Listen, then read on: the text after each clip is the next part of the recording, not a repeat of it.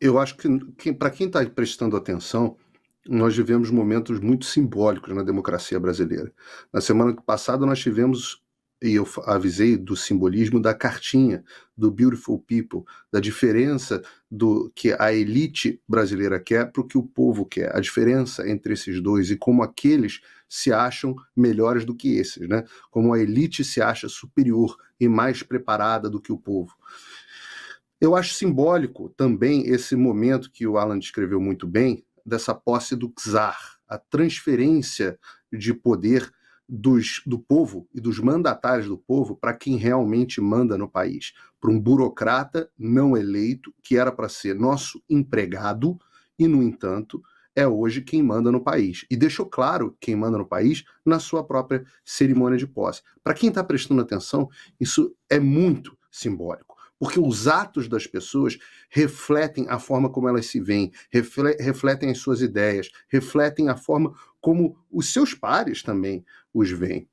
E eu só queria fazer um ponto de discordância frontal à ideia de que o Alexandre de Moraes fez um discurso defendendo, de alguma forma, a liberdade de expressão, seja como professor ou seja de qualquer forma.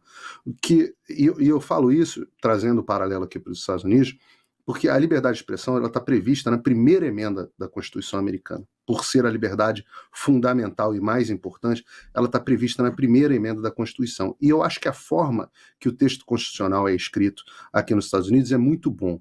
Ela diz o seguinte: o governo não fará nenhuma lei restringindo a liberdade de expressão.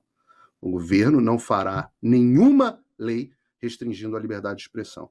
Ela não está nem dizendo que todos têm direito à liberdade de expressão, porque esse direito à liberdade de expressão é dado por Deus. Quando Deus nos deu o livre-arbítrio e a capacidade de falar e de pensar, ele nos deu esse direito. E o governo do povo, o governo da autorrepresentação, diz o seguinte: o governo existe para proteger o direito da liberdade de expressão que foi dado a você por Deus, e não fará nenhuma lei, porque a liberdade de expressão deve ser irrestrita.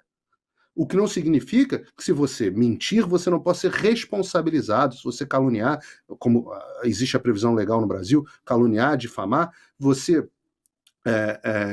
injuriar, você não possa ser responsabilizado de alguma forma por isso. Mas o seu direito de se expressar, ele é absoluto, não dado a você pelo Alexandre de Moraes, nem limitado a você pelo Alexandre de Moraes. Ele vem de Deus, nem pela Constituição brasileira, mas por Deus. Esse é um direito que vem de Deus. E eu vou ler o que o Alexandre de Moraes disse. Ele disse assim: a liberdade de expressão não é liberdade de agressão. Quem disse?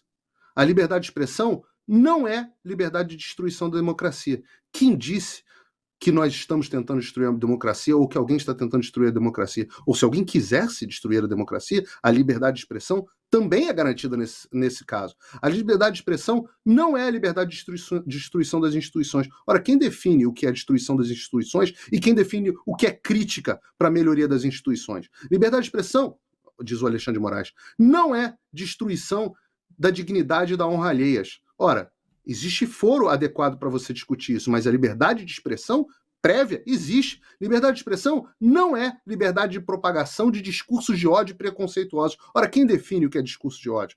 Quem define? Se você não tem liberdade de se expressar para você definir e discutir o que discursos são bons ou não, a determinação do que é discurso de ódio é apenas do Alexandre de Moraes. A liberdade de expressão não permite a propagação de ideias contrárias à ordem constitucional e ao Estado democrático de direito, inclusive durante o período de propaganda eleitoral. Ora, a liberdade de expressão permite a discussão de qualquer tema, porque liberdade de se expressar é a mesma coisa do que liberdade de pensar. E quando o Estado começa a interferir na sua capacidade de se expressar e de pensar, isso é a destruição das instituições, isso é a destruição da ordem constitucional, isso é a destruição da democracia. Entenda, ele utiliza jargões, chavões, que aparentemente são bonitos e inquestionáveis, para restringir a forma das pessoas pensarem. Isso é, para quem vive nos Estados Unidos e está acostumado com os fundamentos da liberdade de expressão, isso é